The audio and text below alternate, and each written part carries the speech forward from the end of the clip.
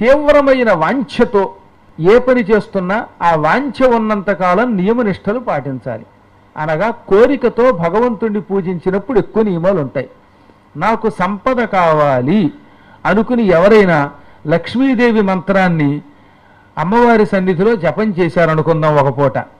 ఆ జపం చేసిన రోజు తప్పక బ్రహ్మచర్య వ్రతము, నేల మీద పడుకోవడము, ఆచమనం చేయడము, ఇతరులను తిట్టకుండా ఉండడం అనే నియమములు పాటించాలి. కోరికలు ఉన్నప్పుడు దేవతా పూజ చేస్తున్నప్పుడు నియమములు ఎక్కువ పాటించాలి. కోరికలు లేకపోతే ఈ నియమాలు అక్కర్లా. సహజంగా మానవులు కోరికలతో వ్రతాలు చేస్తారు గనక ఆ వ్రతం చేసినప్పుడైనా ఆ ఒక్క రోజైనా ఆ నియమం పాటించాలట చెప్పాడు సుస్పష్టంగా. వాటిలో ఏ ఏ వ్రతాలు చెప్పారు. లక్ష్మి కోసం లక్ష్మీదేవిని ఉపాసించువాడు ఆ రోజు బ్రహ్మచర్యం పాటించాలి. ఆ రోజు నేల మీద చాప వేసి పడుకోవాలి. లేదా మంచం మీదే పడుకోవలసి వస్తే కొత్త దుప్పటి వేసుకుని పరుపు తీసేసి పడుకోవాలి. ఈ నియమములు పాటించాలి. అలాగే మాంగళ్యం కావాలి.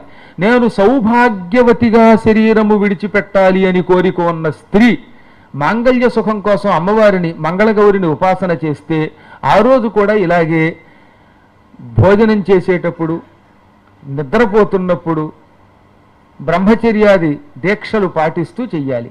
ఎన్ని ఎక్కువ నియమములు పాటిస్తే కోరికలు అంత బాగా తీరతాయి. కోరికలు ఉన్నప్పుడు గనక నియమములు పాటించకపోతే అటువంటి వాళ్ళకి ఈ వ్రతముల వల్ల ఫలితములు ఉండవు, సరికదా అపఫలితములు ఉంటాయి. ఇవి చాలా జాగ్రత్తగా ఉండాలి. ఏ పరిస్థితుల్లోనూ కూడా